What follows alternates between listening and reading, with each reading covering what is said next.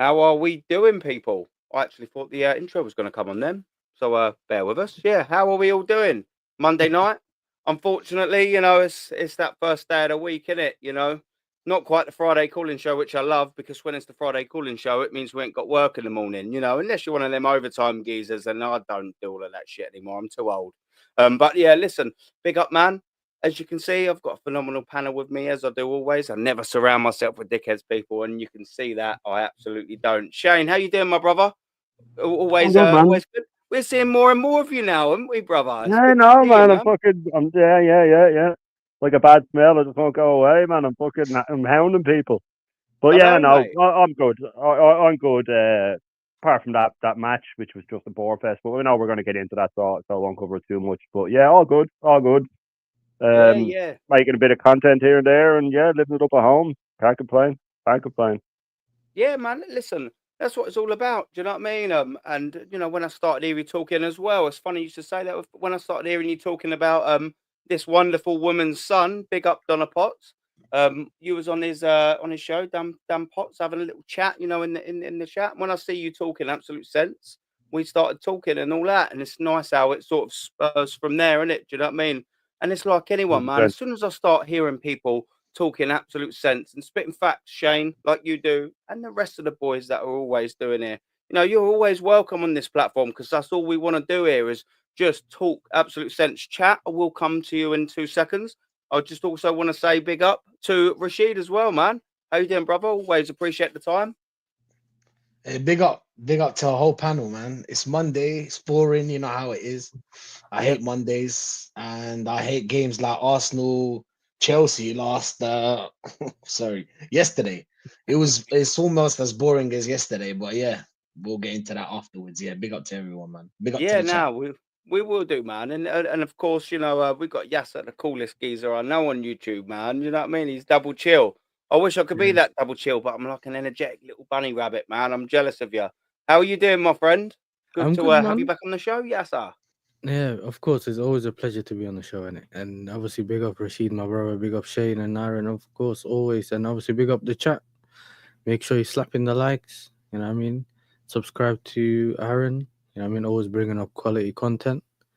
And yeah, You're man, too kind. let's get the show started like always. You know what I mean? Yeah, absolutely, man. And do you know what? That's a good point. And of course, I know you're Chelsea, and there's three of us Arsenal here, and we will come to Arsenal and Chelsea, obviously, at the minute. But the first thing I sort of wanted to talk about was of course Newcastle yesterday. And before I do that, I just want to come to the chat again. Vic, how you doing, my brother? And Miss Potts, how are you doing, my dear? Always a pleasure. You know that. Carl Rossi, big up, man. I haven't seen you in a little while. Big up, Rossi, man. Big up Newcastle. Yeah.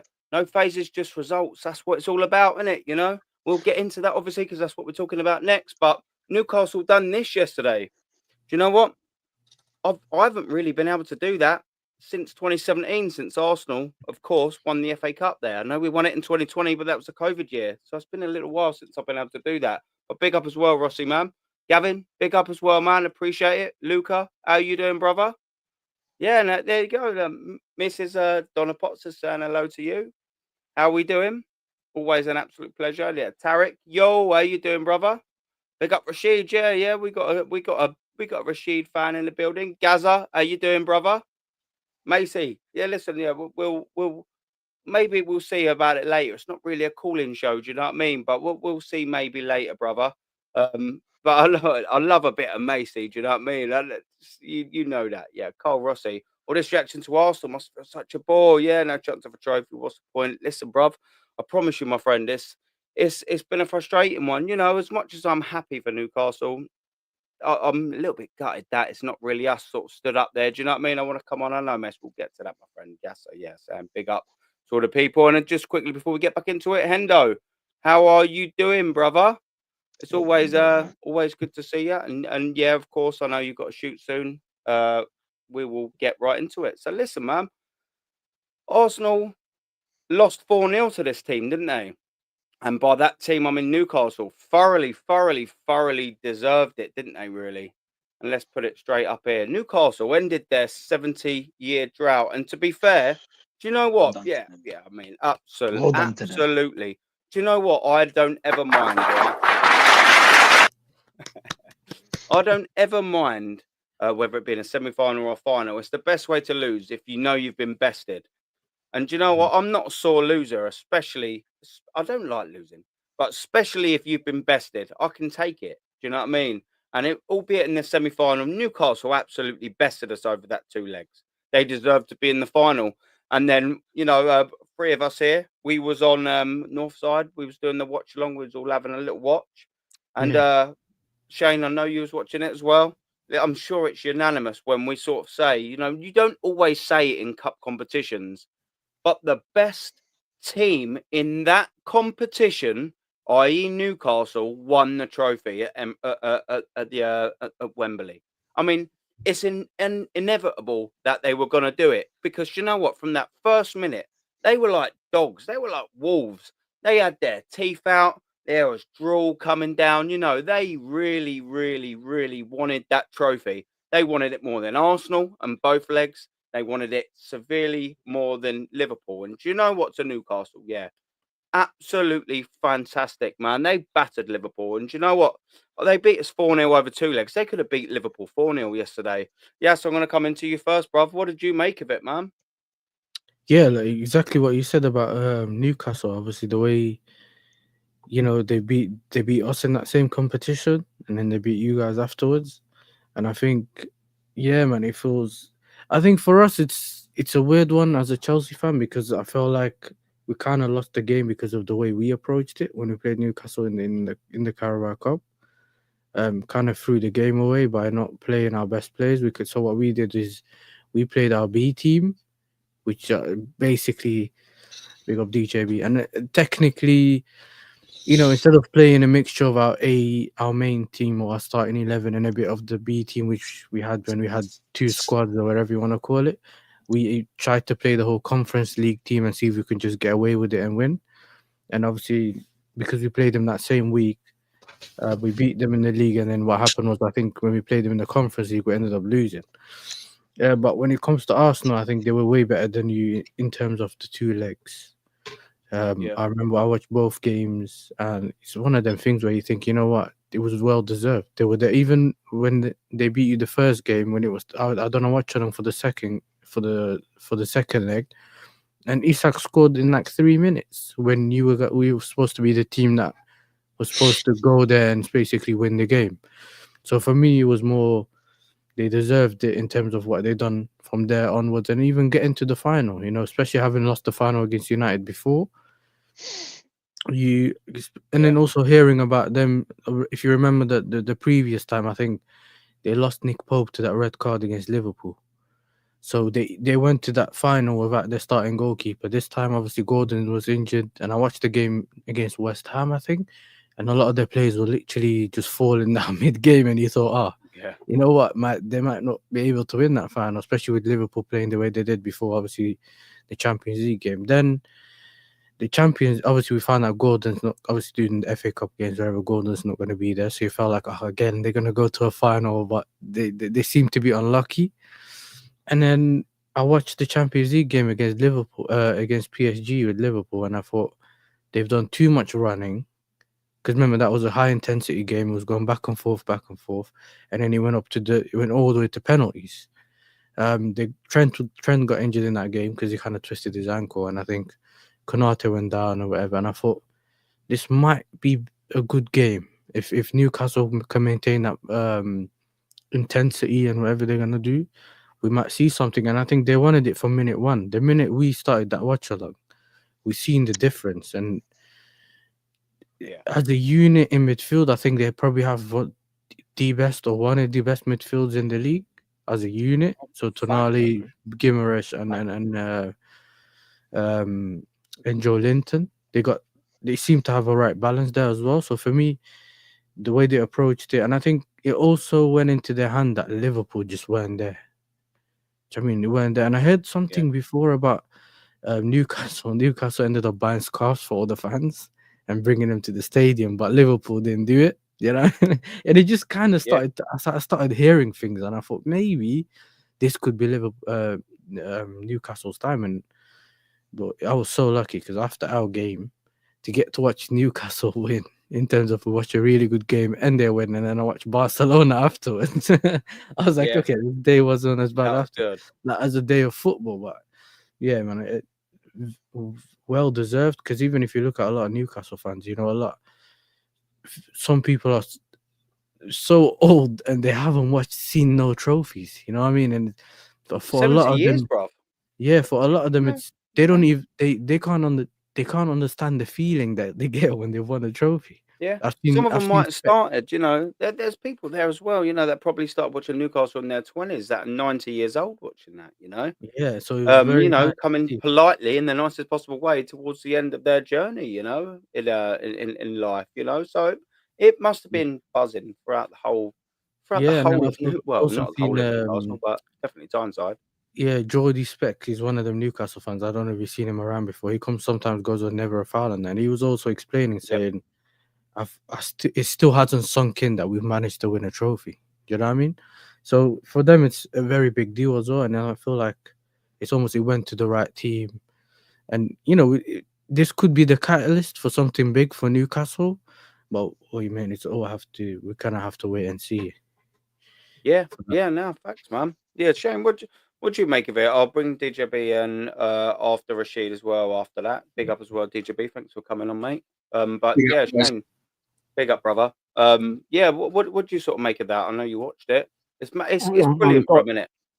It's brilliant. It's brilliant, and I was delighted on two fronts. You know, I have a real soft spot for Newcastle, a real soft spot for Newcastle, and I severely dislike Liverpool, so it was a win-win for me. But with Newcastle, you know, I was 14, 15 in the mid-90s when Keegan's Newcastle just started ripping it up, man. People forget how good they were. I know they didn't win the league and they bottled that league, but they were doing things that I hadn't seen before. I hadn't seen, well, unless I watch Spanish league or something. But I remember, I think it was the '95 season. It might have been. They just joined Shinola and they played away to Sheffield Wednesday in the sun, and they had that new blue and red jersey. I know they have it again now as an homage to it. But Ginola was playing and Ferdinand, and they were just fantastic to watch. Fantastic to watch. And I've always had a soft spot for them. And the crowd are always great. And, you know, they didn't just beat us in the semis. They absolutely mauled us in the semis. Yeah.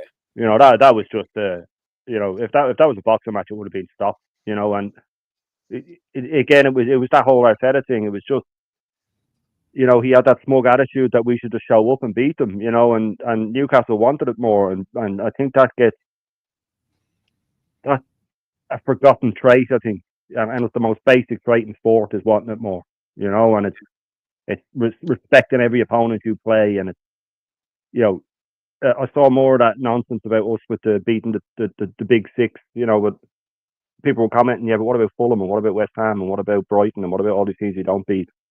But Newcastle, you know, it was a good game. They dominated. They deserved to win. Gordon was out. You know, I'm a big believer that suspension shouldn't carry into finals unless it's a straight red. You know what I mean? You shouldn't be getting and not a straight red in the league. You know, I mean a straight red in that competition. I think Yeah. too many legends like Roy Keane missing the '99 Champions League final and Scholes, stuff like that. Suspension shouldn't carry over. But anyway, I'm wandering here. But yeah, look, Gordon was out. We heard bits about it in the press leading up. It wasn't non-stop press conferences from Eddie Howe moaning about it. Like Arteta, he just got on with it, picked the team to win, won. Their midfield is outrageous.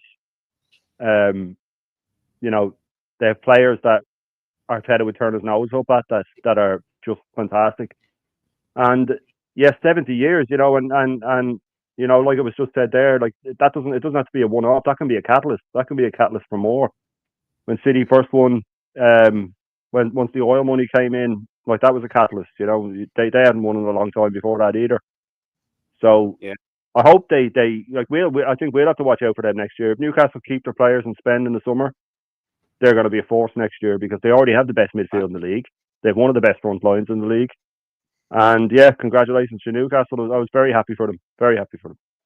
Yeah. Aaron, Yeah. before Yeah. you move No. on quickly, I Come on. also wanted to say it does help that it's almost the same team that lost that previous final. So that kind of does help because it carries on. Yeah. You know, they all know they've lost it and they want to make it up for the squad and whatever. And yeah, man, it's like on top of that, they just seemed. If you watch even the Liverpool game that they played before against, Newcastle played Liverpool. Eddie Howe didn't play Isak. He wanted to keep that, unpredictability. He didn't want him to know what he might do in the final. And he knew when they lost against City and all of the 4-0 against City. Do you remember that? And there's some couple of games where it looked like Newcastle were in it. You almost felt like they were reserving the energy for that game.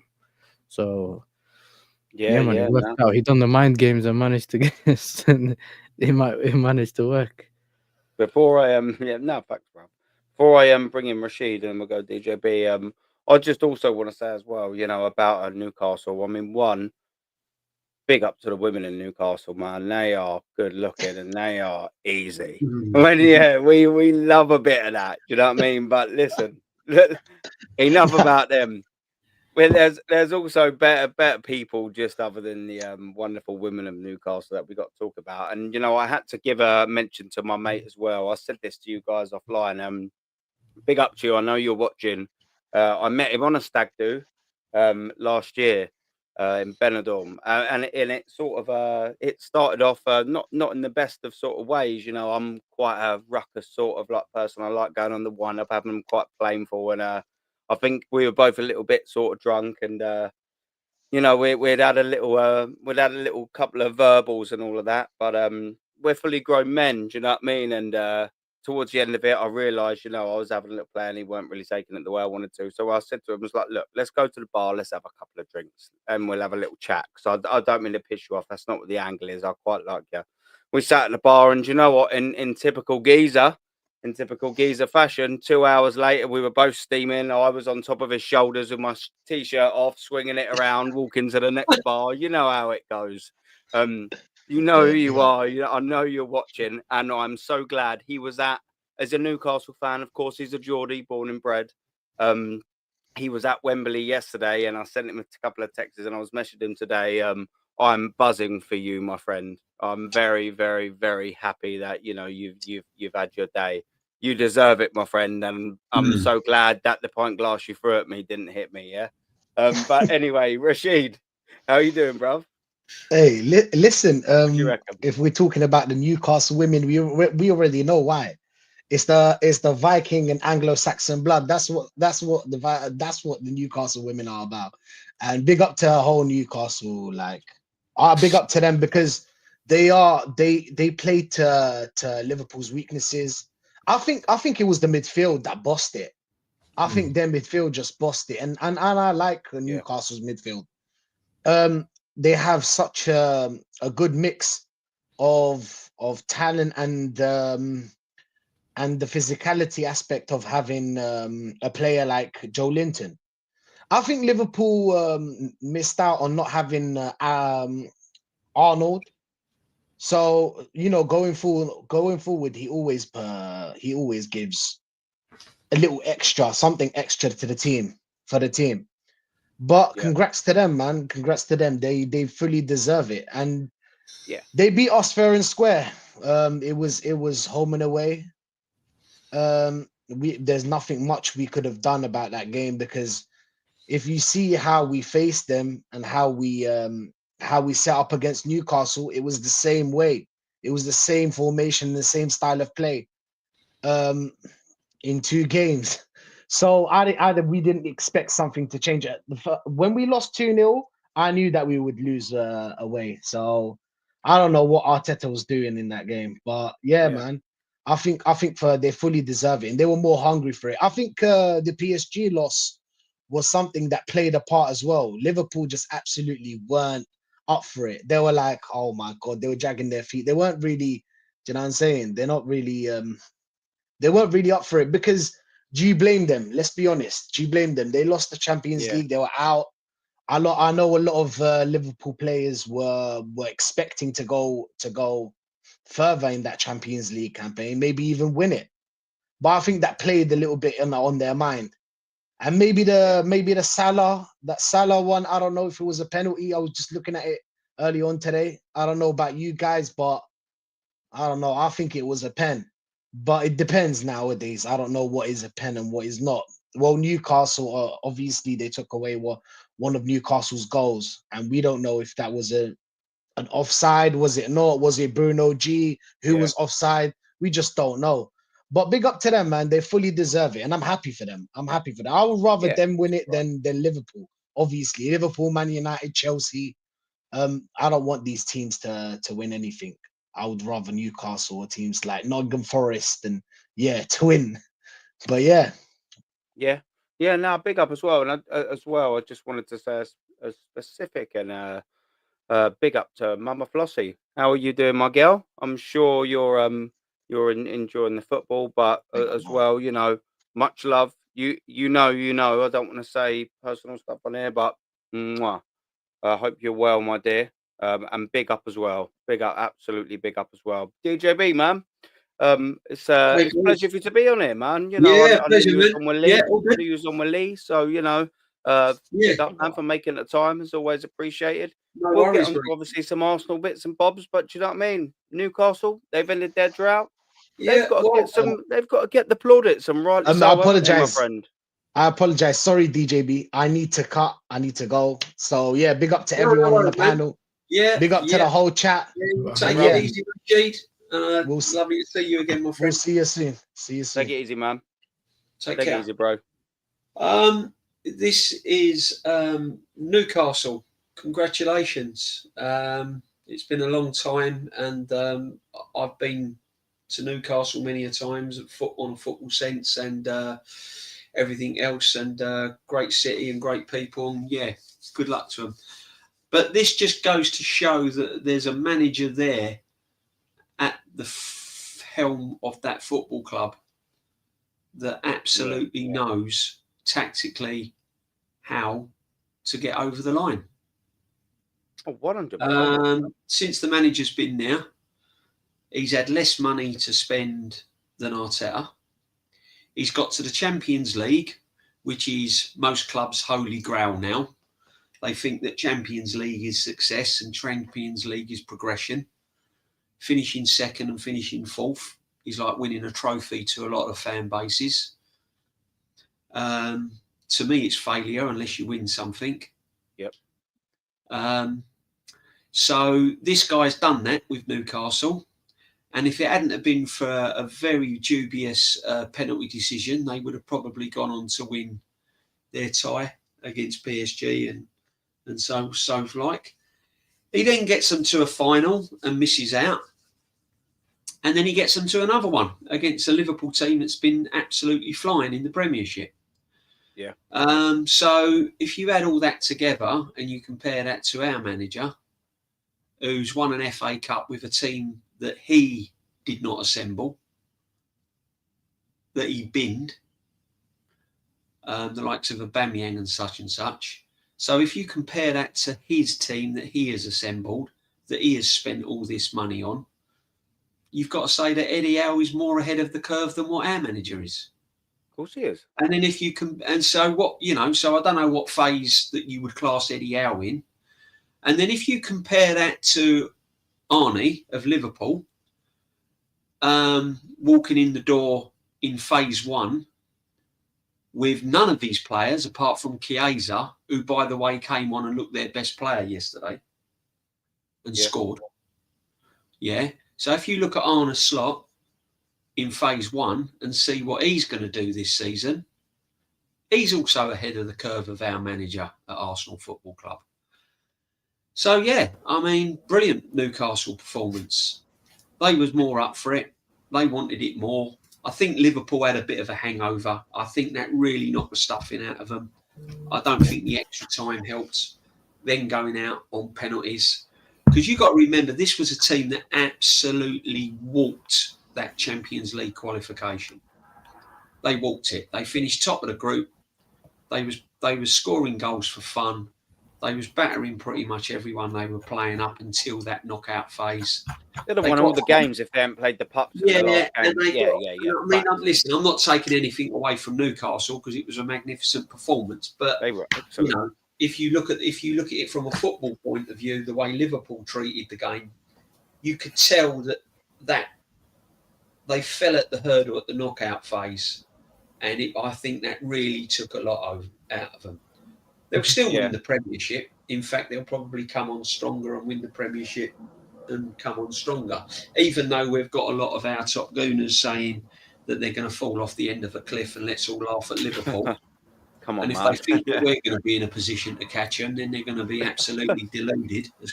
Yeah. Do you know 'Cause what? if they did, sorry, sorry. mate, but if they did fall off the end of a cliff and they started dropping points, we certainly ain't going to be the team that catches them. So, Yeah.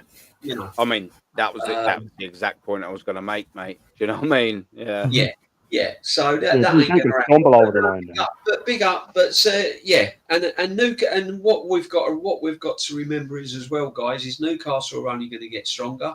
Liverpool are going to get stronger. Man United won't stay in the mud forever because they're a massive club and they're not going to stay in the mud forever. So Everton are going to have money to spend. So I'm afraid this summer, again, this summer like last summer, is going to be absolutely massive for Arsenal Football Club.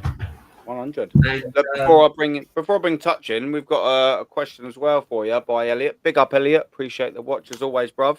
So a question for DJB: would you take Eddie Howe at Arsenal? Well, I'll be honest, Elliot. I'm going to be honest now. I got laughed at when the managers were going up for grabs at Arsenal, and we had the debacle of Unai Emery, who I wanted to stay at Arsenal. I wanted to stick by him. I wanted to give Unai Emery the time that this flop has had.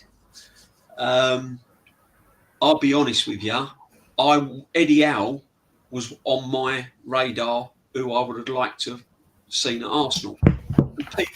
People were laughing at me, and I took absolute pelters for it. And I said, "Why is he? Because he's an English manager. You know, he hasn't got the designer gear. He isn't favourable." Eddie Howe, what he done with Bournemouth was absolutely outstanding. I used to see Bournemouth in the lower leagues when I used to watch the odd game of lower leagues when I couldn't get to Arsenal at any time. Yeah. And this guy knows his stuff, and he just needed a chance. He just needed a chance at a bigger club. And I think if you'd have given Eddie Howe £750 million, and if you'd have given Eddie Howe the love that this bloke gets, I think that Eddie Howe would not be 12 points behind Liverpool this season, in my opinion. And Eddie Howe's team would have battered that Chelsea team yesterday. Yeah. Yeah. And Eddie Howe's team at Arsenal would not have gone out against Newcastle in the semi-final. And especially not at a whimper like that, DJB. Yeah. Especially not like that. He would have not have got beaten by a terrible West Ham team. And he would have not been beaten by an absolutely appalling Man United team in an FA Cup. Yeah. So they're the facts. So in a nutshell, yes, I would have had Eddie Howe. There's a lot of managers I'd have had it over this manager because this manager has got no previous experience. And when the pressure's on, he's now found wanting. Yeah. And we will see against Real Madrid. Oh, 100%. Yeah, absolutely. Now, listen as well, just before I move on, Darren as well, big up. We will be covering that. So don't worry about that, my friend. And don't forget as well, like and sub if you haven't already to the channel. And the guys' links will be in the description after the show. We will get to that. But yeah, listen, touchline as well. How you doing, my friend? Thank you very much for coming on. Yeah. Just a discussion before we move it on. Newcastle, they end their 70-year drought. You beat them last year, or what was it, the year before? Year before. Remember? Yeah, the year before. Yeah. And we beat them in 99 as well. They've come back with a vengeance, didn't they? You know, and not a vengeance to you, obviously, because they played Liverpool, but they lost that game. And do you know what they done? They said, do you know what? We'll learn from this. And I'll tell you what, we'll take it to Wembley. And no matter who we face, we will win that game. And I'll tell you what, from start to finish, in all the matches that they played, all the way to that final, they bloody deserved it, didn't they, Newcastle? It's hats off to them, man. What you saying on that, brother? Yeah, fair play to them. Yeah. They destroyed them, to be honest with you. They were unreal. Especially Bruno Guimaraes. He was unreal. He bossed that entire game. He ran that entire midfield. He had Gravenberch, McAllister, Szoboszlai. I already told you, he's a model. Like, he's not a footballer, he's a model. And Bruno Guimaraes is unreal, bro, to be fair. He sat good finish as well. The first goal was... I was watching with my mate. He's a Newcastle fan. Geordie and that, bro. He was going mental. Bro, the limbs for that second goal was crazy. Do you know what I'm saying? They were all just jumping in the air. And Eddie Howe, I've always liked Eddie Howe since he was at Bournemouth. I wouldn't take him at United. I don't know if he could do it. You know, when they're that type of pressure, there's a different pressure when you're at United. But yeah, he's a very good man. He's better than Arteta. I'd put it that way. Better than Arteta. I don't think Arteta could have done what he's done with Newcastle and Bournemouth. Personally, Arteta.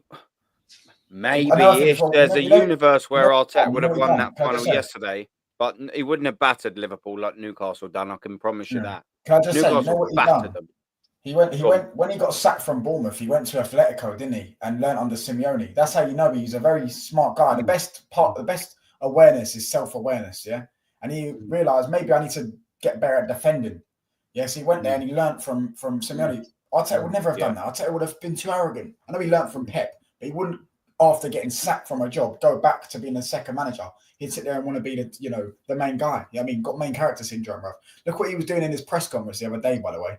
You know, he done the walkout thing again, but he done it as a joke this time. Do you know what I'm saying? But it's funny then, isn't it? Because there's no pressure on that.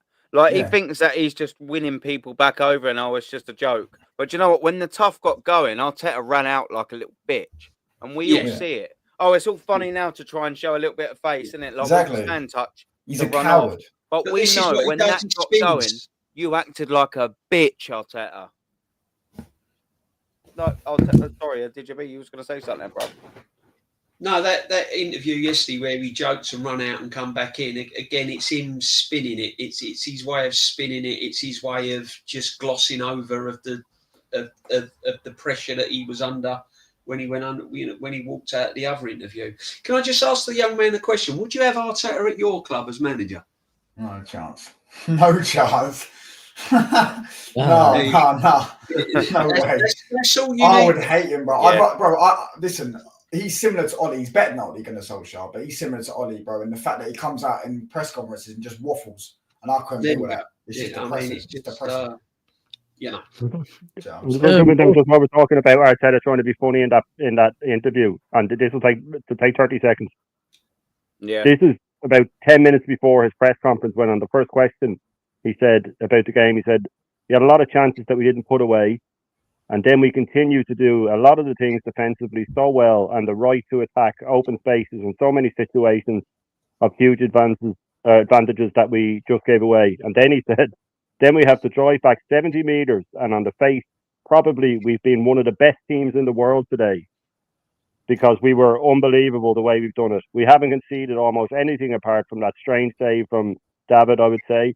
And that's a big credit to the team because, in my opinion, Chelsea are the best attacking team in the league."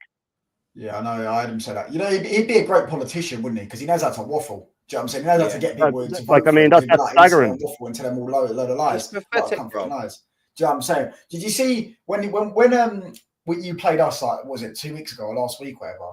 And Skelly and I think it was Martinelli coming on the pitch, and he's sitting there talking to himself. Do you know what I'm saying? He's sitting there talking. He's doing this. He's doing all the hand signals and doing it like yeah. Bruv, Lewis Skelly and Martinelli already ran on the pitch, so he's sitting there going talking to himself. He's a weirdo. Yeah, going back to Newcastle quickly, I think I've watched the Amazon documentary, I think, for that season when they got the new ownership in and like how they were trying to rebuild the training ground and stuff like that. You could tell the frustration of the ownership on not being able to spend and get the players that they wanted, on how they struggled to get like a Gordon and stuff like that because of the financials, not having players to be not having players to sell, as in not having assets to sell which would cover them for like a PSR and all that kind of stuff. And I think once they're able to spend, the Arab owners, their thing is not necessarily to how much profit can I make. It's more if it comes to like bragging, for example, it would more be I have the most successful club in England, which kind of aligns with the fans, which is we all want success, right? Whereas some other owners, like mainly the Americans, but sometimes you get other owners from other places, which is like, I want to turn this into, I don't know, I have this club on my portfolio, which is amazing and blah, blah, blah. Because even like, for example, like a Stan Kroenke, he hasn't even got Arsenal on his LinkedIn profile.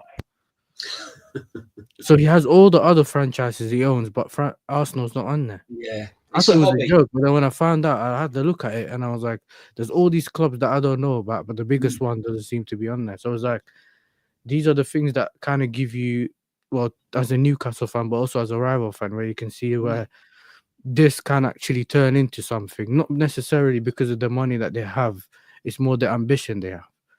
Because well, they're state-owned, aren't they? So money's not a problem. Money's not going to be a problem for yeah, Newcastle. but even if you had we had the Abramovich, he had money, but it's like because he had the ambition, he'd spend the money, right? He Even was one of the best owners ever. yeah, so even if you guys have a billionaire too, but it's like he hasn't got the ambition. You can have the money, but if you haven't got an ambition, you know what I mean, it doesn't matter, kind of thing. But with them, I just feel like if they have the ability to spend the money that they want to spend, or even fix the team, it's a bit like a Man City where you know that if they can do it, they will do it. Yeah, and that's the danger as a rival fan, where you feel like that could be another team that wants to rival us for everything that we end up going for. So that's it.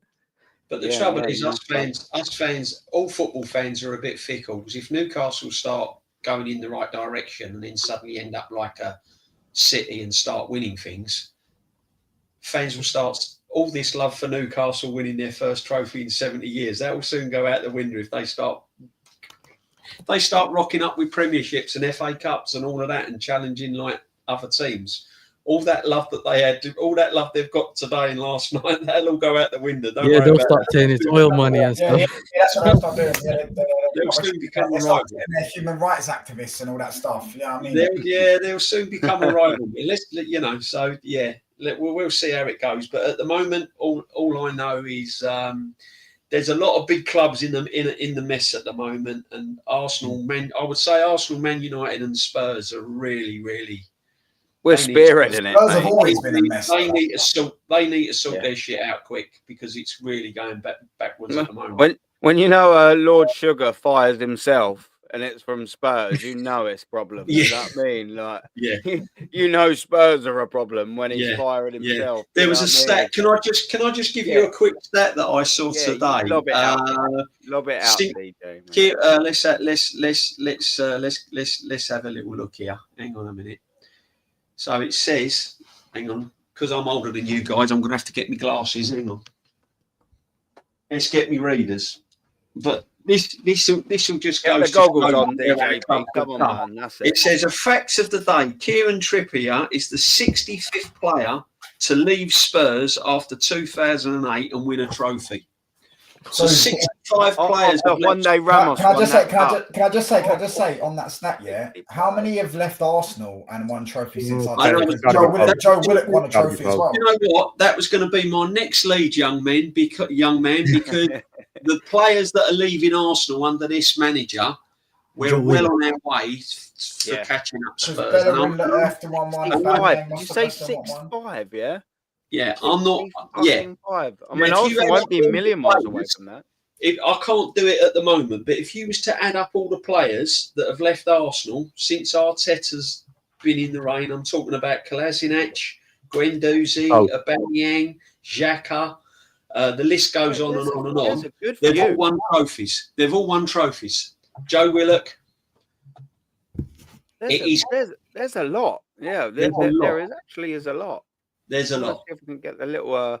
I'll tell you what I'll do. I'm gonna have a little look at the squad touchline. You wanted to say something there as well, didn't you? I said it. I already said it, didn't I? I don't know. Yeah. Those are Arsenal players that have left since Arteta. Yeah, there's Aubameyang. Yeah. Probably a few others. Not seem happier as well. Too many, mate. Too many men. What's going on? Isn't it? Do you know what I mean? But listen, I'm gonna sort of. Pepe's won one as well, no? Who? No, he didn't. No, Pepe didn't win one actually. Pepe didn't win. Yeah, he won the what do you call it? Oh yeah, you're right. He won the AFCON. Yeah. Pepe's won a trophy as well. Yeah. Pepe's won it. Well, listen, there's a lot. Do you know what I mean? It's kind of worrying, really, when you think about it. Do you know what I mean? Like the amount of players. Do you remember that DJB? You'll definitely know. Do you remember there was a period as well for Arsenal where whenever you left Arsenal, we're just like, yeah, well done, you ain't winning fuck all. Do you know what I mean? That was Yeah. sort of around like the 90s and that, when you see players leave and they just wouldn't do anything. They just think, all right, yeah, go on, leave, whatever. I mean, whatever there was a period when players left Arsenal, and then they'd come out like a year later or 2 years later saying that they regret leaving the club. Yeah. As if to say Franklin we've done the Song wrong said thing. that, yeah. Yeah. You know, Yeah. there's many Well, players that have done that. I mean, you know, I think. Red, Song, Upton, all them came out and said it. Yeah. Yeah. Yeah. Yeah. Now Yeah. it don't happen. You know, players are going to Red move said it on. was the worst decision he Alex ever wanna made. leave Arsenal. It's crazy. Yeah. Yeah. I mean, you look at it as well. Like I'm just having a little look at the players that Mikel Arteta signed. Pablo Mari went back and he won a cup back at Flamengo. Like, you know, that's easy to forget. He went back. I don't know if Willian did when he went back to Brazil, because he went there, didn't he, before he signed for Fulham. David Luiz did. He won a trophy David as Luiz well. absolutely 100% did. David Luiz has won cups, since he left. Oh yeah, like what 100%. I mean, I think maybe this is just his signing, so maybe that squad that he's let go, so it But might be a little bit fewer. Another thing that's getting me as well with the a lot of the Arsenal fan base now is that they're quick to kind of banter other clubs without looking at themselves, and this is what's really annoying me. You know, like, let's all laugh at Liverpool. Why? They're about to win the Premiership, and they've won more trophies than us in the last 20 odd years. It's inevitable. We've won 5 FA Cups. That's it. They've won Super Cups, European trophies, everything else. You know, they won Chelsea. You know, and then they're coming out with, Chelsea have spent billions and look where they are. Well, Chelsea have won more than us in the last 20 years, and also by this summer, this manager would have spent billions. By the time this transfer window's over in the summer, this manager would have spent billions, and we haven't won nothing. So, you know. Yeah. We were saying this the other night. Sorry, I'll just be quick, DJB. We were saying that as well as spending the 750 million, Hale End have gifted him about 300 million worth of top talent. They've gifted him Skelly, Wanyeri, Saka, Smith Rowe, all these players that, you know, you could put it up to $1 billion already if you're going by cost price of what these players are worth. No other club has been gifted 4 players like that in the last that amount in that amount of time. You know, so you have to add that into the money he spent as well, and they've all been our best players. Players he had absolutely nothing to do with. Well, you think as well to add on as well, Emilio Martinez won something, you know, tiny like a World Cup. You know, only the biggest prize in world football. You know, we let him go and we won it. He's won loads of things, though, hasn't he? He won 2 Coppers as well. Yeah. And he was a main part in that. The amount of penalty shootouts they had. And he could win the FA Cup this season. I don't think they will, but Hector Bellerin, let's not forget, he left. Won something. When Doozy won the French Cup as well, I think, didn't he, with Marseille? Granit Xhaka nearly completed the whole lot undefeated when Doozy absolutely did. Danny Ceballos, when we let him go back, he only won a couple of Champions Leagues, that's all. Just a couple of Mkhitaryan, he's won something. I wonder if when Ozil went back to Fenerbahce, if he won something there. I'm not 100% sure on that. Wasn't sure. No, Aubameyang left. Oh yeah, he won the league. Yeah, Aubameyang won the league. You know what I mean? I mean, the list sort of is going on now. How do you win the league when he's got a bad attitude? Yeah, I know. Yeah, that's it. Yeah, bad attitude. We let him go for free. He won the league in Spain. Scored about 10 or 12 goals, I think. He won the Super Cup, not the league. I don't think he won the league. And then Chelsea bought him for 12 million. But apparently he's not worth anything. But Chelsea all these players with a bad attitude. Spanish La Liga. What are we doing here? Like, it's madness, isn't it? It's absolute bonkers when you start laying the facts down and you look at it and things like that. I mean, what are we doing here? But listen, while we're talking about strikers as well, I did want to sort of move it on because I've seen some silliness. And that is Isaac is Arsenal's top choice now. Listen, I'm sorry to rehash it, you know. The only reason I'm saying is, you know, I've got the same attitude as you there, DJB. You know, I'm not bringing it up because I'm trying to peddle out that this is going to be, you know, our biggest signing. what I'm trying to say is this is what everyone's saying now. I've started looking on YouTube, X, and all of that stuff, and everyone's saying, you know, that's it, he's there.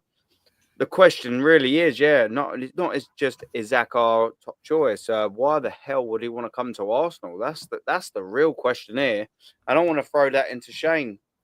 Why on earth would he want to come to Arsenal? I mean, he's at a club now, Newcastle. Just before I bring you in on that context, I'll add a little bit of a context because I know people love that context.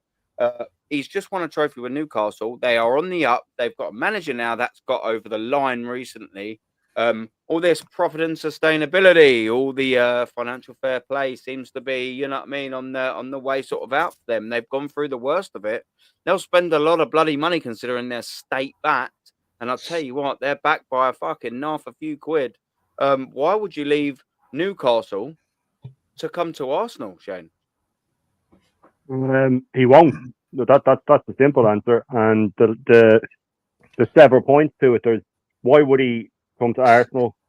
Why would he work under Mikel Arteta? If by some miracle we managed to get him, I was saying this to you earlier, I'm certain Arteta would put him out the left and put Havertz up front. On top of that, even if we did go and get him, I'm pretty sure Arteta wouldn't want him. He wouldn't want a player with that big, that sort of aura that will take the attention off him. He wouldn't want a player that he can only make worse. You know, then the spotlight's on him. He wants a player that, miracle of miracles, he brings him in like Sesko and he ends up being a success and he goes, look at that, look what I spotted. There was no way that he's like, number one, we won't pay it. Number two, he'd never come. Why would he? It's almost a step down. It's a step to the side anyway. Like you said, they've just won a trophy. You know, they'll probably get Champions League. If they don't get Champions League, he could leave, but it won't be us. I think it'll be Liverpool or it'll be someone like a Barcelona. They're moving into their new stadium soon. They've got money. But I don't see it happening in any way, shape or form. And I'm nearly certain that any of these rumours you hear about it when they're coming from David Ornstein and the likes have been leaked by Arsenal. They leak rumours like that so the fans get excited and they blindside them then, and then you turn up for the press conference for the new signing and Sesko, you go, fuck me, man, I thought it was. But then it's too late, you know, they'll peddle out the merch. But there's no way he's coming to us. There's no way we'd pay it. And Arteta would be, I'd say, for attacking players, especially good attacking players, would be a big deterrent for them. Why would they want to get coached by someone who's done nothing but absolutely obliterate forward players? Even Saka. We were talking about it before. Saka used to beat 2 or 3 players and try different things. Now it's one touch, beat one player, whip it in, or one touch, beat one in, you know, and take a shot. Martinelli's turned into a shell of the man he was. Jesus, the less said about him, the better. And as for Havertz, I mean, we all know where we stand on that. The man that gets paid 3 times what Timber does, and Timber does 10 times the amount of work on the pitch. So, yeah, he's like, Arsenal fans can dream. The top gooners will cream their pants over it, but it's never going to happen because he's not an Arteta player. He's not a yes man. He's got a bit of arrogance about him, which is what you need, by the way, to be a top forward. You show me a top forward through history that didn't have a bit about him. You show me Cantona with his collar up and Henry with his swagger. You know, even Shearer had a good bit of arrogance about him. I saw an interview with Andy Cole recently, and they were naming strikers that, like, were you better than these? And there was only about 2 he said were better than him. He was saying he was better than, and rightly so he should. You know, the man was a goal machine. So Arteta needs to wake up and realise that if you want a top striker, they're going to come with an attitude, because that's what makes a top striker. An attitude is what makes a top striker. So no, I cannot see Isak coming. No, of course, man. Yeah, of course you can't. You're signing Sesko, bro. That's what I was going to come at, man. Do you know what I mean? Yeah, the worrying thing for me is you know what the disappointing is, is what, and I'm going to throw my 2 cents in, and I'll bring someone else in it. Is you're right, Arsenal will end up getting Sesko, and do you know what the frustrating thing about that is that we've waited 2 fucking years to get him. This isn't a geezer. One sec, touch. I'll get it. One sec. This isn't a geezer that is tearing apart the German league, by the way, and he hasn't done that for the 3 or 4 years that he's been there. He's not ripping it to shreds. He's not courted by all the biggest teams across Europe. This is a geezer that is so Kai Havertz in that league. He's putting up the same numbers, and I know that's probably what you were going to get at, Touchline, but yeah, just let us land there. It's frustrating. It's frustrating that we're taking 2 years to sign these mediocre, absolutely bang average players. Would I like to sign? Would I like to sign Isaac? Of course I would. I don't actually think that that's the avenue they'll go down. Avenue rather. I totally agree with you. I think it's the Sesko avenue. But you know what? Well, while I have to say this, if we get Victor Gyökeres, now listen, I won't mind if we get Victor Gyökeres. I'll be happy with that. But do you know what will be bittersweet about that signing? I've said it on here before, and I'll say it again because I think it's very valid. It'll be bittersweet for me because if we release this clause and we get him, I'll go, all right, cool. We've done what we needed to do. But he's had that release clause for fucking 3 years. Why didn't we do it 2 years ago? Why didn't we do it last year? Why didn't we do it in January? And whilst I don't ever want to sort of sound ungrateful, this or that, it will just be a bit of a slap in the face for me if we release that clause, knowing that we've had plenty of time to do it, knowing that we can bypass negotiations, knowing that he's at a smaller club with the greatest respect to Sporting, and we didn't do a single thing about it. That's what will annoy me. This striker scenario at Arsenal has gone on too long. And do you know what pisses me off the most? Well, if we want to go for Isak, because Arteta will say, oh, it's all about player identification. He'll say he needs to be the right profile. Okay, so if you want Isak, why weren't he the right profile 2 years ago? Because he hasn't changed as a player. He's just a bit more Premier League proven now. So it's either one or two things. You either can't identify a player when you see him and you're lying slap bang to all of our faces, or now that he's proven, now that you're going, oh yeah, we'll have him at twice the price. You can't have, both worlds don't exist. You can't be able to tell me that you've identified this player as you're the right profile, we're going to sign him, when 2 years ago you were like, nah, 65 million is not for me. It's full of shit. This Arsenal system in terms of player identification is fucking pathetic. It's absolutely pathetic. Anyone want to jump in on that? Yeah, as I was saying, yeah, Sesko's got half decent numbers in the Bundesliga, but the difference is that league is made for attackers. The concept of defending in the Bundesliga is forgotten about because they all play high line. And he's not that good. Like, his first touch is dead. I watched him at the Euros and he's awful. And people I know that watch Bundesliga, they all say he's terrible. No doubt, though. That's why I don't understand why you chased him for 2 years. Do you know what I'm saying? And no doubt Arsenal fans will gas it up. Yeah, I mean, you could put a dog in an Arsenal shirt and put him up front and they've gassed that up. They'll definitely gas him signing up Sesko. They'll say, give him time. He's young. He's got time to develop. And then, yeah, ultimately, it'll be a waste, bro. I don't think you can get Isak anyways, because I just don't think he's going to cost 120, 150 million minimum. And I don't think he wants to leave, to be honest with you. No. I agree. I think this Isak is pie in the sky, and I think it's arrogance from Arsenal and their fans to think that we can get him and we can just click our fingers and he's going to come. And we seem, again, our fans seem to think that we've got a divine right to sign every single player that's going. And the fact of the matter is, we're living off the past. You know, years ago during the Invincibles, everyone would want to come to us. Of course they would. They'd want to be part of it. Yeah. But now there's no reason at all why any top player really wants to be part of this at the moment. But the reason why he wants Sesko is because he knows Sesko's a project, and he can rotate in with Kai Havertz, because he signed Kai Havertz and he's going to fall on his sword by this guy. Yeah. And the reason why he wants Sesko is because then he can then take Sesko out. He can rotate in with Kai Havertz. If he signs a big striker like Isak, he's got to be in the starting 11 every week, and that leaves a problem for him. What do I do with Kai Havertz? I've spent 65 million on this flop, you know, and what do I do with him?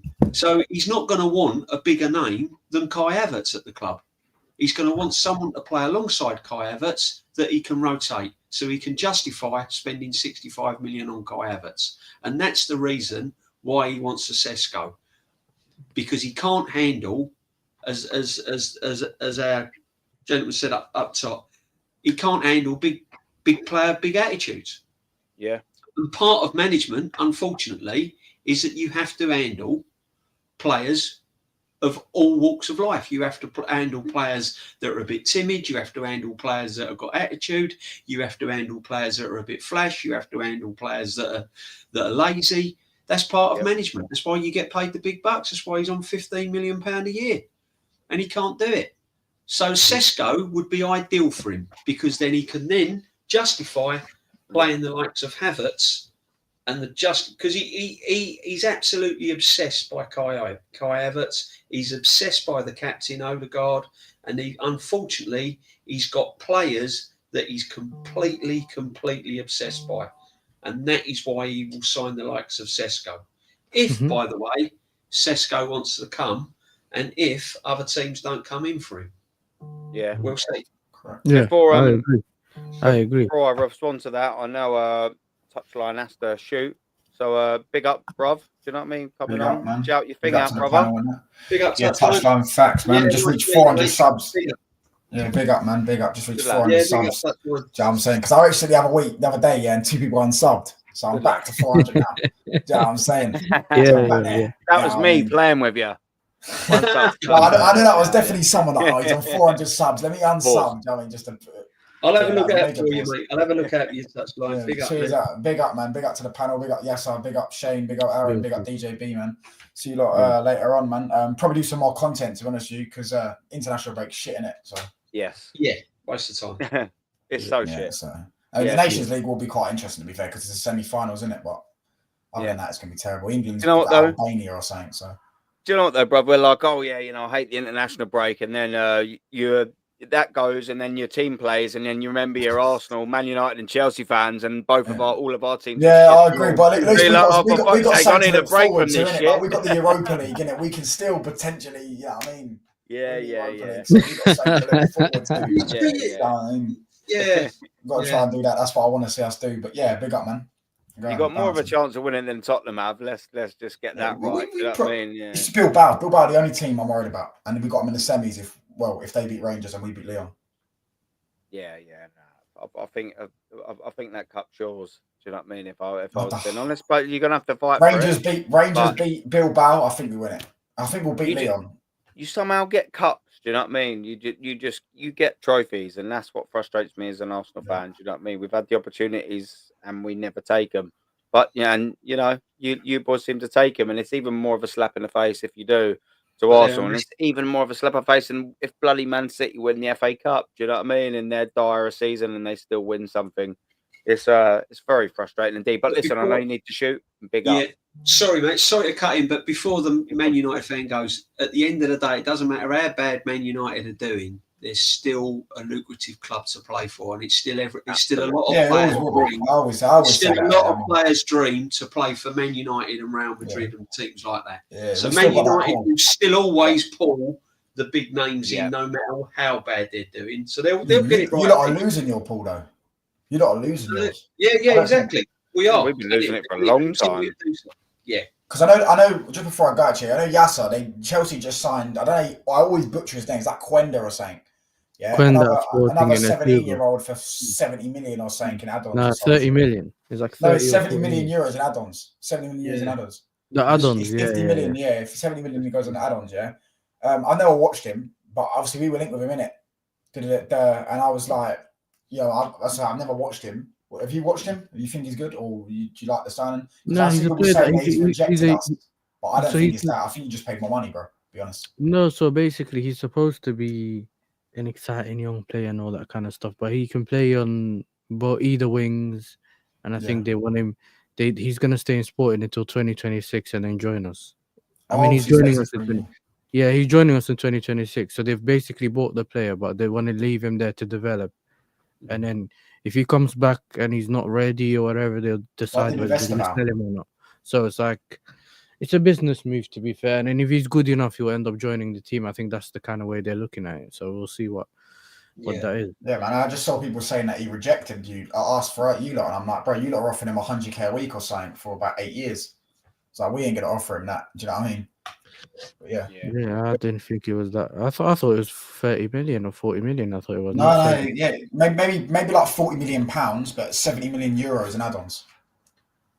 which is Okay, crazy for a 17-year-old. Yeah, Yeah, big up, yeah, man. I got bounced. Yeah, Big up, listen, big yeah, up, you big too, up. bruv. Yeah, Take it man. easy, man. All the Yeah. best. I'm gonna read Um, this. Read a couple of bits of chat. I'll come back to you, boys. I'm just gonna read a couple of bits from the chat. First off, well, pick up Gary. Always a pleasure. Thank you very much for jumping on. Dazza, how you doing, my friend?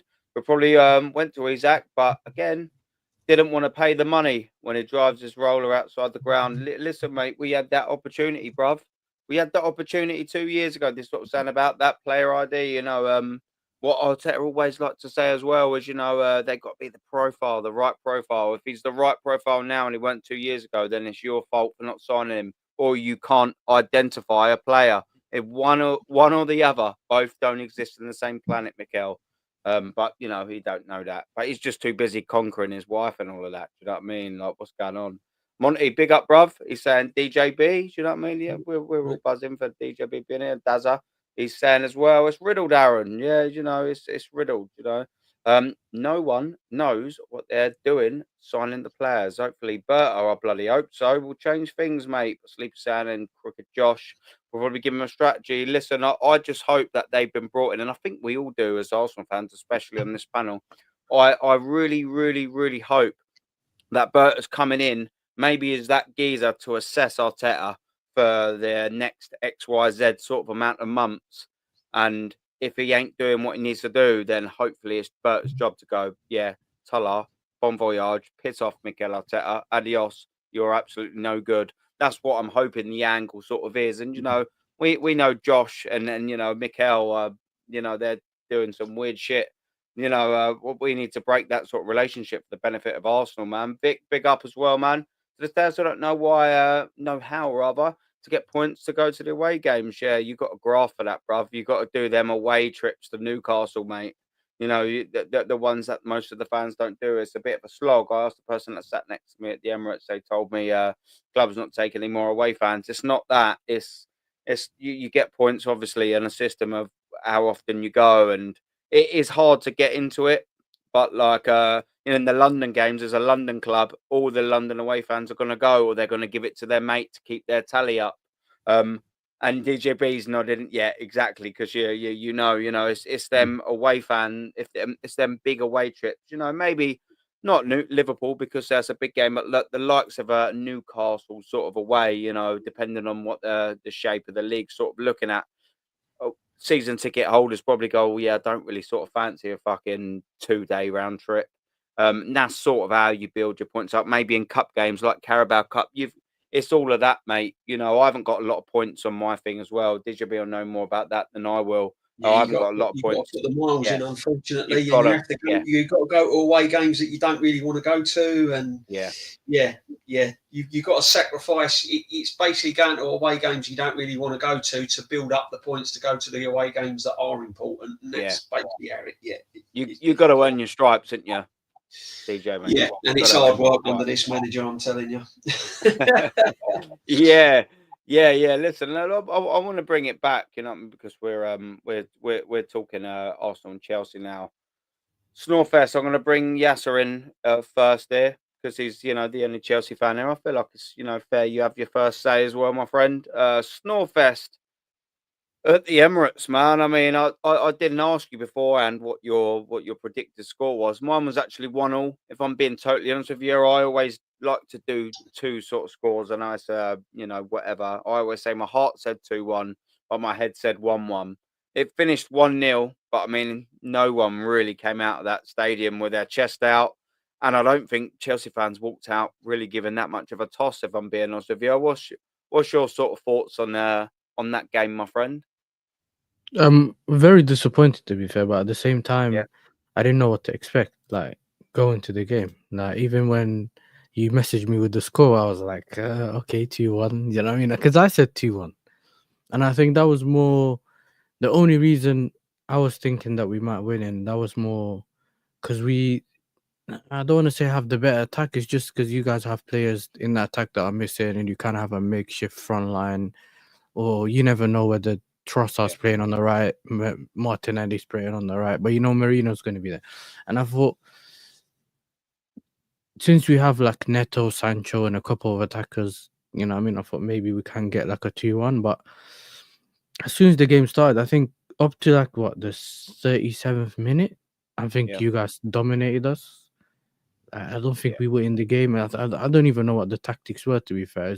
It's almost like we tried to just pass through you, and it just didn't work. And then obviously, I think on the 37 minutes when we got the shot from Cucurella, which was almost went in, you know. But then again, and I think onwards from that time to half time is when we started getting into the game, but that it was a bit too late in that half, and half time just kind of ended it a bit quick for us. Yeah. And then during that half as well, obviously, when I saw the lineup and there was no Palmer, and which kind of settled it a bit down, because I was like, okay, we don't have Palmer. What are we gonna do and stuff like that? But then you also had the stupidness from our goalkeeper.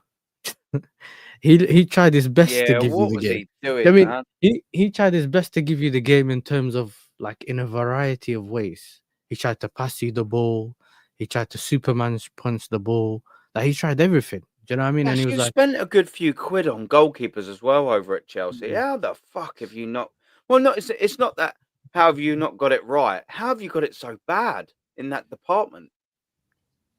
uh, I don't know, because they basically after Kepa. So what happened? I think with Courtois, he wanted to go Real Madrid. He ran his contract down, Yeah. and he ended up just leaving for Real Madrid last minute at the end of the transfer window, which then triggered us to go find a goalkeeper with a release clause, and that ended up being Kepa.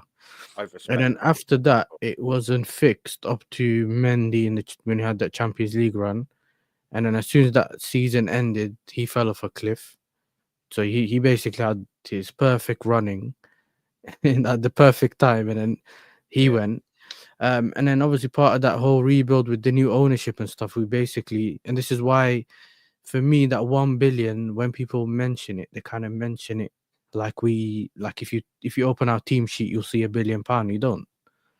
If you look at our lineups, you never see the 1 billion spent on that lineup, and that's because most of it has been spent on future investments and places that are outside of the starting 11.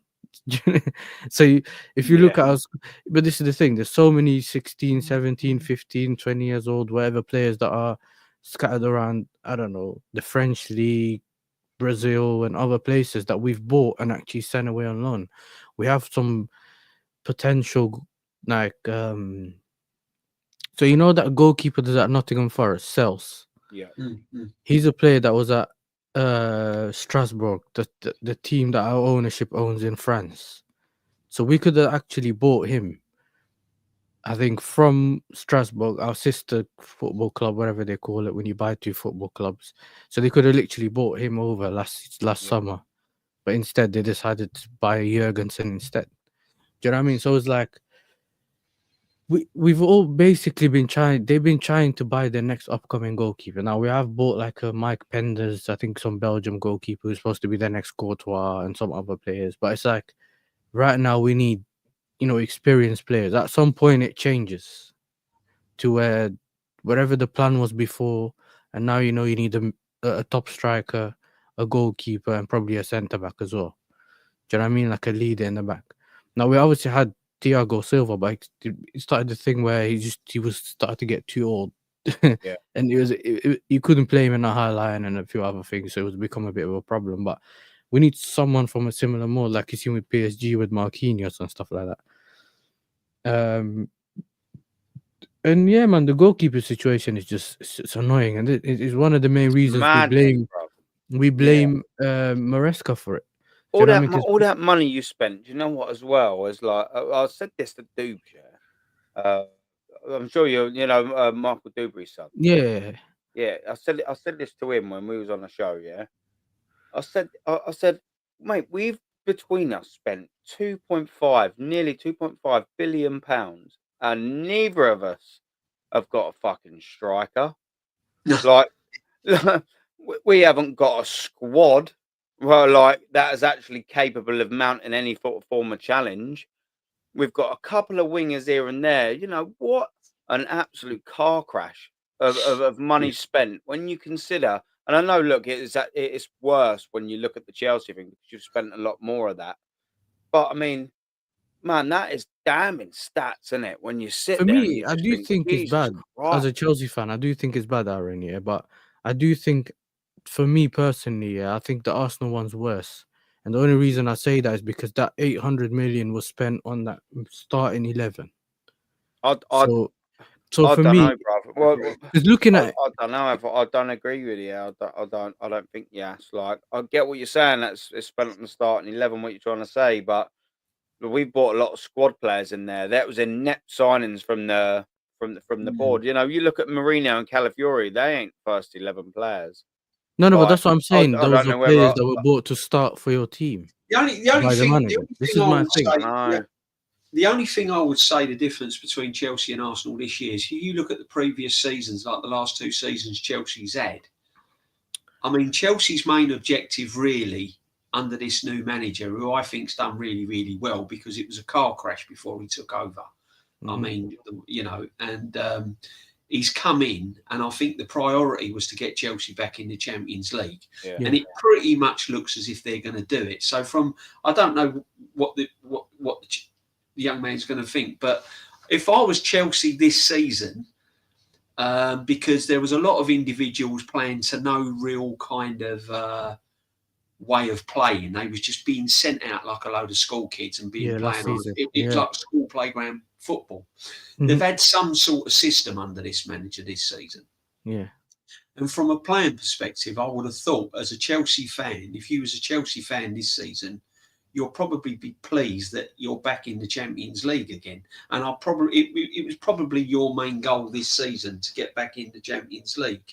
And if he does that, in hindsight, if you look at the 2 amounts of money that have been spent on both clubs, if we end up winning nothing and coming second, which is a Champions League place, is going to be no different than what Chelsea's achieved. It's just that Chelsea's achieved it from where they were. They've basically done what Arsenal's done 5 years ago. Do you know what I mean? This season. So, you know, I mean, I don't know how you. I mean, sorry, Aaron, but I don't know how you would feel if you qualify for the Champions League. Do you think that's been a successful season for Chelsea? No.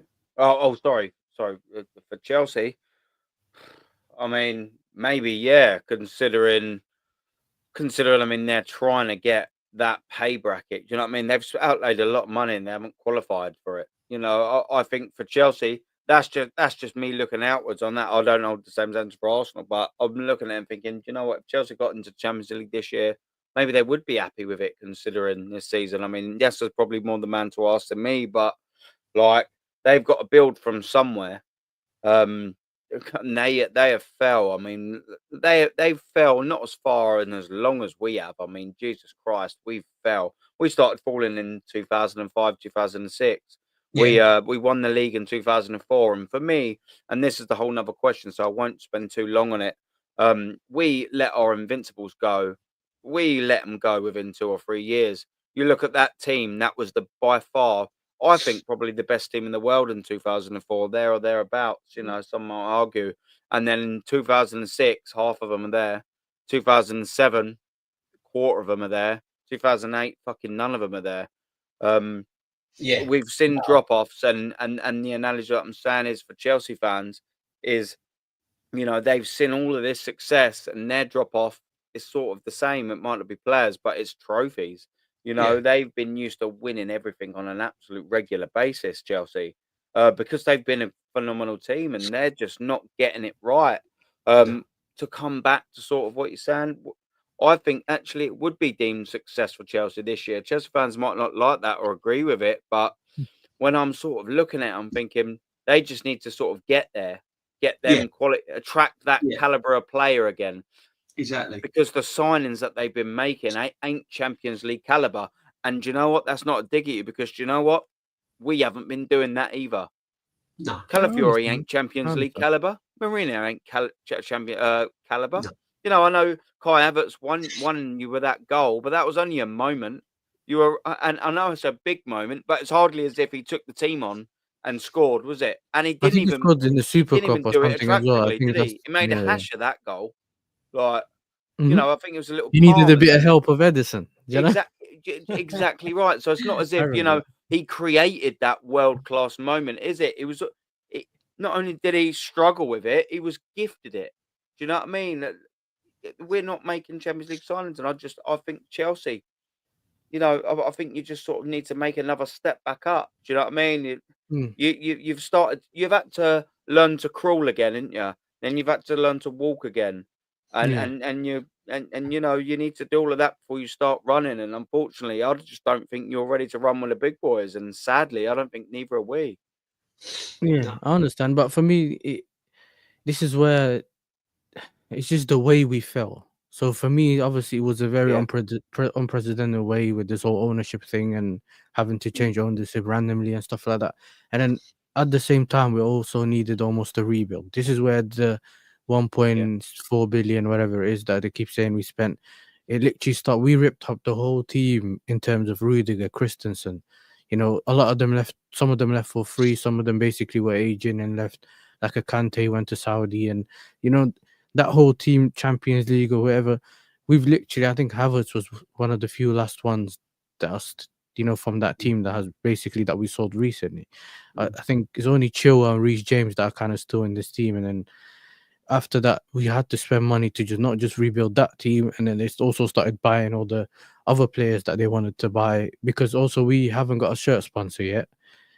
Which our ownerships are waiting for, because they want to get into the Champions League so they can actually get a bigger deal or a better deal, because they know if they do get a deal with a company, they'll say, well, you're not in the Champions League, so we'll only offer you 400 million, for example, instead of a potential billion. You've not signed a 2-year deal 2 years ago, though. Do you know what I mean? Like, we've signed some don't know. temporary ones, the sleeve ones and all that, but it's like Todd Bowley and all of them people, they have people that they know and that they either probably want to get a very good and very big deal from or whatever.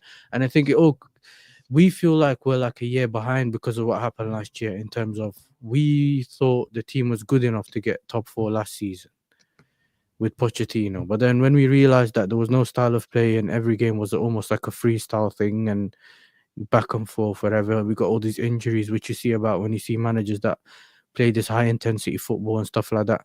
And it's like, so when we got this manager and there was a way of playing and seeing if things do improving, our aim has always been, well, let's fix what we couldn't get to last season, which was top 4, and let's get a domestic trophy, or whether it's, obviously we're in the Conference League and we kind of think it's a given to win that anyway. That should be an easy thing in the bag. If we could get like a domestic trophy alongside it, that would help a lot. And obviously we kind of threw those away, and that was a bit annoying. So obviously for us, the aim is to get into the top 4, because we know how important that is for us.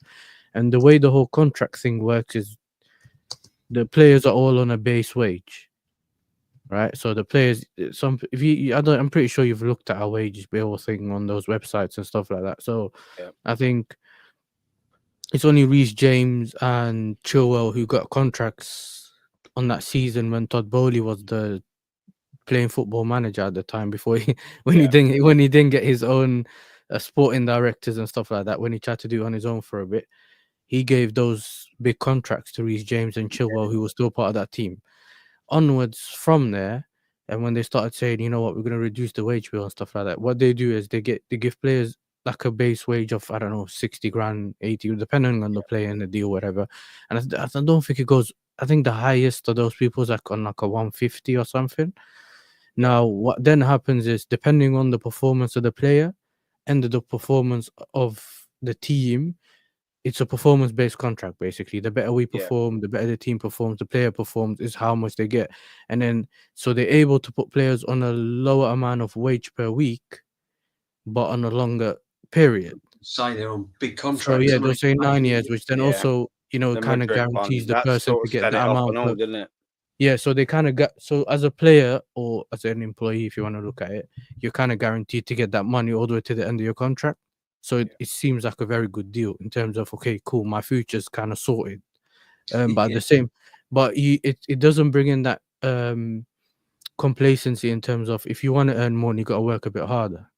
So the player doesn't just say, I got my contract and that's it. So, and for the owners, it's more protecting the asset, in terms of, we see how many players run down their contracts nowadays.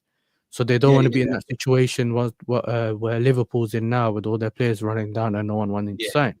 So this is where the whole long contracts come from. And a lot of people don't kind of, because they don't really look into it, they just, call it death row contracts and stuff like that. But if you do want to get like a Cole Palmer or something, you have to pay the big bucks. Yeah. Because the contract's long. You can't get away around that. You can, you know what I mean? So there's all these. He'll go for millions when they sell him. I mean, But this is the thing. Yeah. Top player. Yeah, so it's also to protect the players that they have Yeah. in the club to make sure it doesn't happen to them. And so in some ways, a lot of things are going well, but I feel like if the main thing is the pitch, if everything's going well on the pitch, like for example, it was in the first part of the season, no one cares about what happens outside of the pitch. Before you need a bigger stadium. You'll be the next club to get a. You need to get into a bigger stadium. 100%. Yeah, but I love Stamford Bridge, but you need to get into a bigger stadium. That's another DJB? problem. Just quickly before we get into that, DJB, I know you need to cut. Yeah. My friend, thank you very much for coming always on. A pleasure. Always a pleasure, Aaron. Thank you very much for having me on the channel. It's been lovely to meet all your panel. Top show. Smash the likes and sub. Nice to meet you, Jamie. Yeah, man. And thanks, listeners. Respect, guys, to everyone. Stay safe, and I'll see you around the streams, guys. Nice to see you, DJB. Legend. DJB. Yeah, all the best, guys. All the best. Yeah, love, guys. Appreciate it. You take it easy, my friend. Take it easy. Brother. Bye, mate. Always love a DJB. Sorry, just to say the stadium thing. With the stadium thing, right. we just have issues with the CPO, which is like the Chelsea pitch owners. I don't know if you heard of it before, and the owners and stuff like that. It's like we can't build more than 60,000 seats in current Stamford Bridge. And that has to do partly with the, I don't know, Henry VIII stadium area, is it? So there's a Henry VIII statue. It's a weird thing. So there's a Henry VIII statue or something that's around there that has to be clear, so there can't be anything blocking it or wherever it's facing. And there's also the railroads, so there can't be more than X amount, whatever. So they want to move. I think they have a location which is called the Earls Court. I think it's called. I don't know if you know about it, living in London, but. Yeah. The problem is obviously the CPO also owns the name Chelsea. So what happens is if they want to move stadiums, they have to change the name. Now they have to get into an agreement with the CPO. This is the thing. The CPO is you have to change the name of the club, do they? Yeah, so they own the name of the club, which is the Chelsea pitch owners. This is the thing. So they don't want to move from Stamford Bridge. But this is the weird thing that's going on. It's almost like they are so proud to own part of that stadium pitch thing that it's becoming like an ego thing. Abramovich had plans and everything to build stadium and do whatever he needed to do, and he couldn't. So it's been like a long-standing thing, and it's also part of the things that are affecting us now. Like there's a lot of things the ownership wants to do that they can't do because of all these small inconveniences. So they haven't like proposed anything yet for the Elms Court thing and showed it to the CPOs and stuff like that. So we're still waiting to see what they want to do about that. But yeah, man, that's man. I didn't know that, man. See, this is why I like having you on, yes, man. Every time I come on, I learn a little bit, man. That is proper long-winded, isn't it? Yeah, you boys to get that new stadium, man. Like that is proper long-winded. Shane as well. You've been waiting quite patiently, man. Big up as well, man. Thank you very much for doing that. I'm going to bring it very quickly back to Arsenal and Chelsea, and I'm going to move on, and then we'll wrap up afterwards. Man, what did you sort of think of it? I don't know if you managed to get something in there because it sort of spiraled a little bit, didn't it? Yeah. What do you reckon on the Arsenal Chelsea result? What's your whole take on the whole thing, my friend? I'm quite intrigued to sort of hear what you got to say. Yeah, it was awful. It was drab. It reminded me of Serie A in the early 90s when any team apart from AC Milan was playing. It was just It was just boring. I had it as a 0-0. I didn't think we'd score, and I didn't think Chelsea would score, especially when I heard Cole Palmer was out. But to me, it felt like one of those mid-table games at the last game of the season when both teams have nothing to play for. You know, and I suppose Yeah. in a sense, they had, you know, F all to play for. Chelsea, you were saying about them getting top four, would it be a success? I think if they win that Conference League like they're supposed to and get top four, that would be a success. But yeah, that match was it was hard to watch. Like I said to you earlier, I found myself scrolling through my phone and stuff like that, and I never do that watching. I'm normally glued to the telly, and I was in and out, I was drifting in and out of it. Again, the decisions why Wanyeri didn't start after being rested, you know, Odegaard and Marino and the same problems, the same football, the same issues, the same, you know, we're talking about Arsenal's, you know, Isak, would it be Isak, would it be Sesko? We know it'd be Sesko, but my biggest fear is that no matter who we get, you know, Arteta's going to be their manager. That's my fear. And then, you know, I've got this. I was saying this to a mate. He's a top gooner, and he just repeats the same stuff that Arteta does. You know, if I say he's got to go, he goes, "Oh, we haven't lost against a top 6 club, and we were at most points in the calendar year," and all the shit that Arteta peddles. But I said to him, "What's the point in having a manager then?" Because he makes out, "Oh, nobody be able to do it with these injuries. Nobody be able to do it with such things." And I said, well, there's no point in having a manager there. I said to him, I said, if you were able to, now this is just theoretical, go back in time right to the summer, and Arteta leaves Arsenal, and we get slot in, and Liverpool go, "Oh, sure, look, we'll take Arteta." The season would go completely different. He'd have fallen out with Salah because he doesn't track back. He'd play Darwin Nunez every game because he's a big lump like Havertz. You know, where Slot would have come in and he would have made Saka, you know, you don't have to track back as much. You know, you use your skills going forward. The same with Martinelli. You know, so Arteta could be given prime Barcelona and he'd find a way to mess it up. You know, he'd fall out with someone. He'd fall out with Messi, or he'd fall out with so and so, and he'd concentrate on defence, and he'd, you know, certain managers are needed for certain clubs. The Spurs have got it wrong in that sense. They're always trying to get, you know, the likes of Anjo. We have to play a certain brand of football, but some managers just can't handle big players. They're not cut out for it, whether it's an ego thing or whether it's you know, like DJB was saying, some players need an arm around them, some need to be, you know, let go. And you know, you hear stories of United where Ferguson was so strict on them having to wear suits and stuff like that, but Cantona was given a bit of leeway because he knew this is Cantona. I need to let him manage them. Yeah, you manage them, and exactly in a right. way, it was also genius that the younger players were thinking, well, why doesn't he have to wear a suit, or why does he not have to wear a tie? But then you go, oh, there's an aura off him. I want to be, but Cantona was still first in training and last to leave. You know what I mean?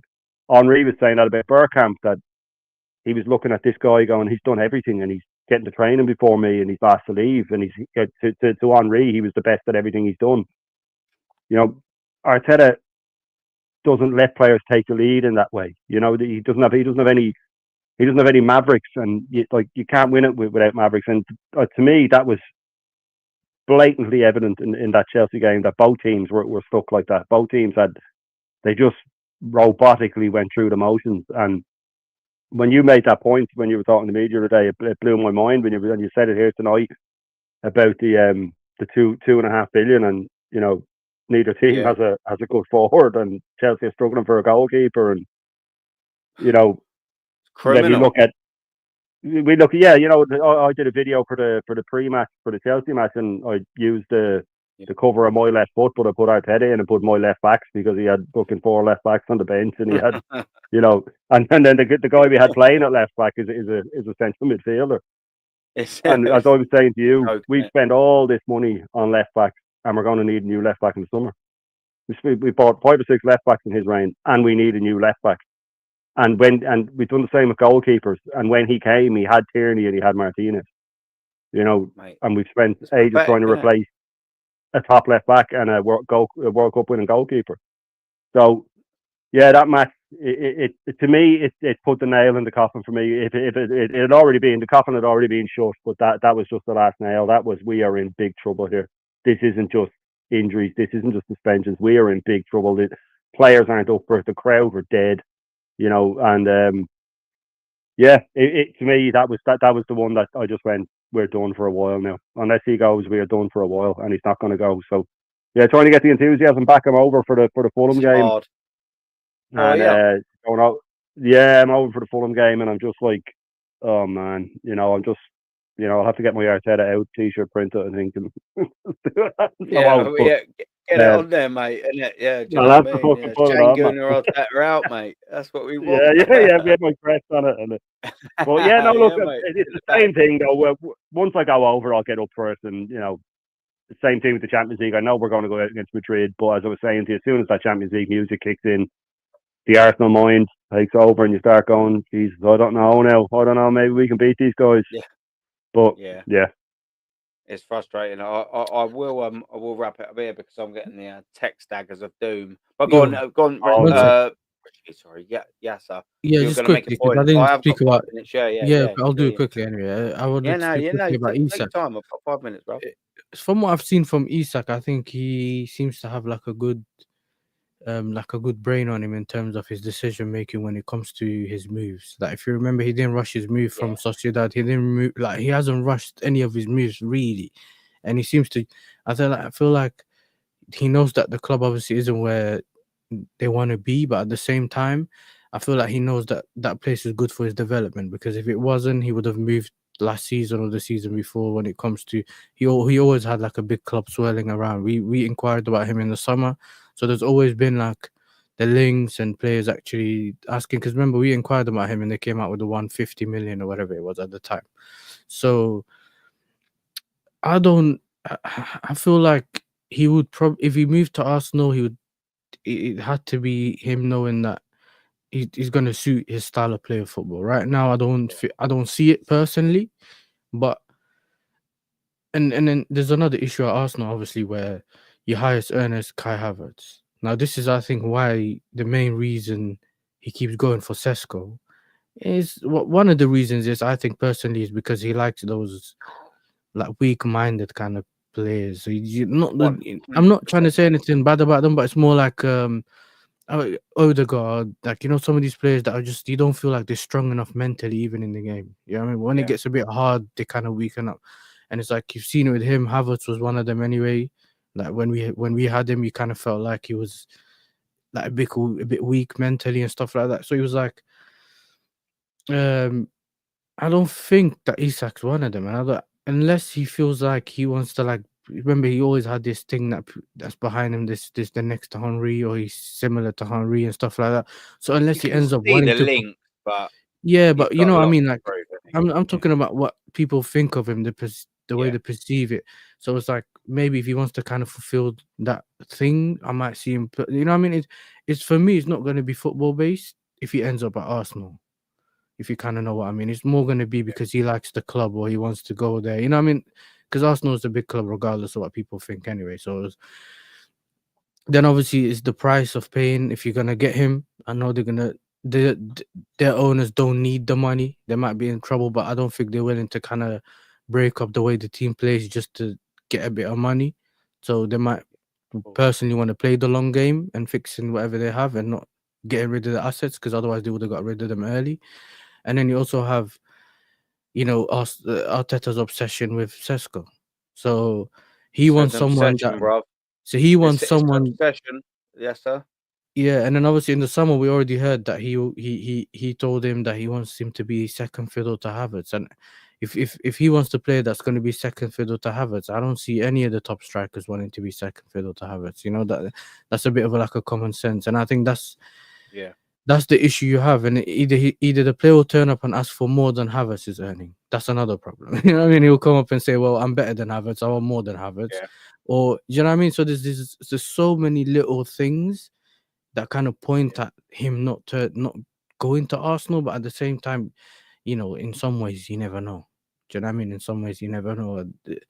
We've seen stranger things, sometimes you don't expect it, but it's all roads lead to him probably not going there. And I feel like all the things that we're hearing now is because a lot of these journalists kind of know that the Arsenal fans want Isak's available, so they might kind of do it just to get a bit of traction and stuff like that. So yeah, Yeah. that's my kind of take on him anyway, in terms of the move to Arsenal or the links to Arsenal.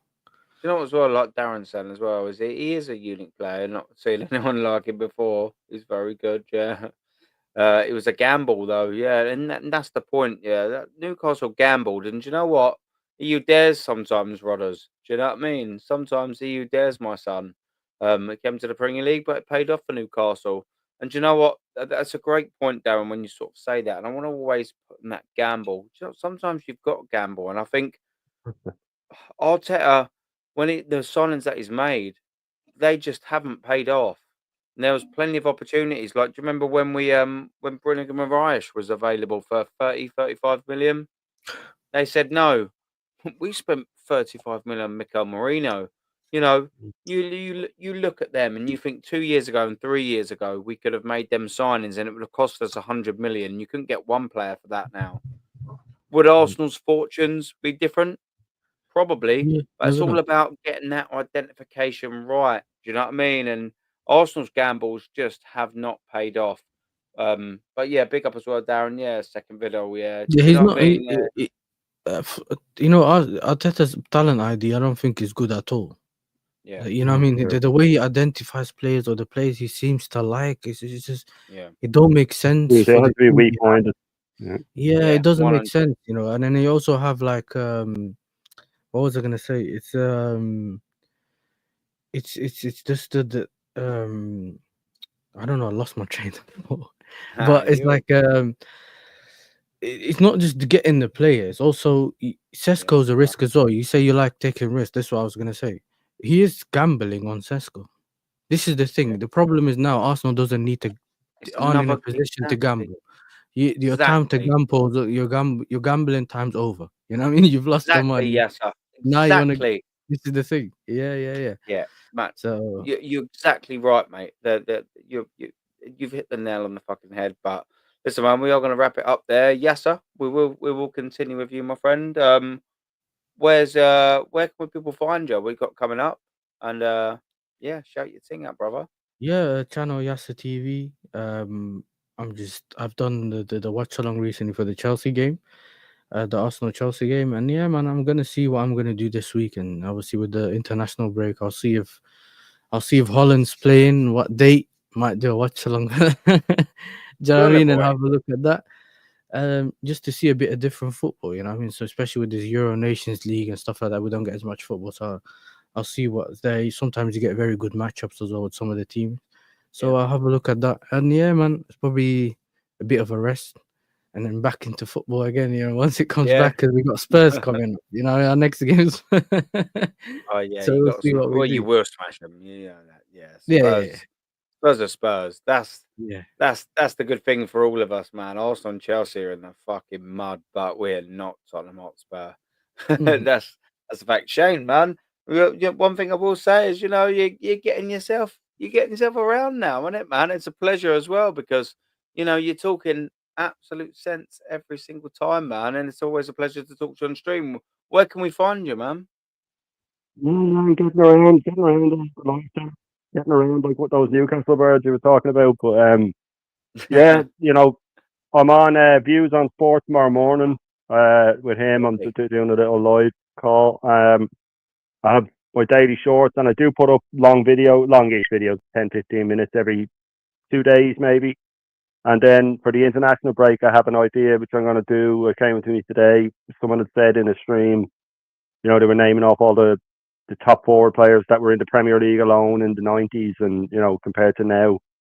And then I was thinking, is it nostalgia that we do think that the time when we were young was better, Yeah. or is it real? So I'm just going to make a few videos. I might do it break them into videos and have 50s, 60s, 70s, and go through the players and how good it was and things like that, and just to see, is it really nostalgia, or has football gotten worse? Because a lot of us do think that it's not as good as it was in the 90s, or was it as good as? So I have that coming, and yeah, I'm still Brilliant. only on the bloody 60 subs. So if you're watching, get onto my page and crank them up there, lads. I'd be pumping out the content. So I'll just put it in the chat. show some love, show some Yeah. love to all of us.